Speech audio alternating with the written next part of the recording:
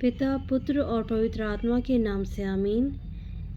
यहोवा का धन्यवाद करो, क्योंकि वह भला है और उसकी करुणा सदा की है।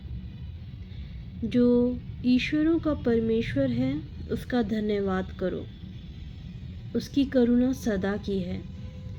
जो प्रभुओं का प्रभु है, उसका धन्यवाद करो, उसकी करुणा सदा की है। उसको छोड़कर कोई बड़े बड़े आश्चर्य कर्म नहीं करता, उसकी करुणा सदा की है। उसे अपनी बुद्धि से आकाश बनाया, उसकी करुणा सदा की है।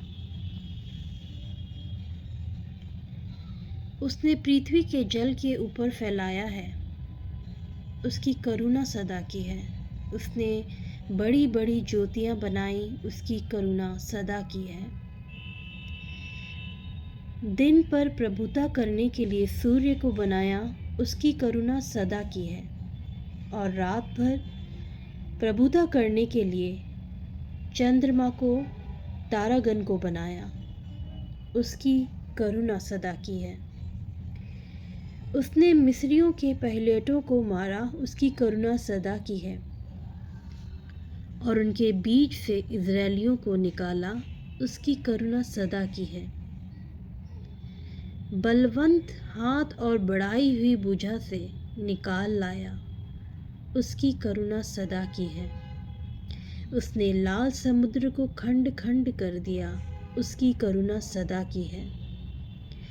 और इज़राइल को उसके बीच से पार कर दिया, उसकी करुणा सदा की है। और फिरौन को सेना समेत लाल समुद्र में डाल दिया, उसकी करुणा सदा की है। वह अपनी प्रजा को जंगल में ले चला, उसकी करुणा सदा की है। उसने बड़े बड़े राजा मारे, उसकी करुणा सदा की है। उसने प्रतापी राजाओं को भी मारा, उसकी करुणा सदा की है। एमोरियों के राजा सीहोन को, उसकी करुणा सदा की है।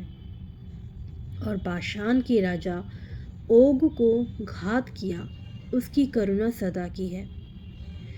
और उनके देश को भाग होने के लिए उसकी करुणा सदा की है।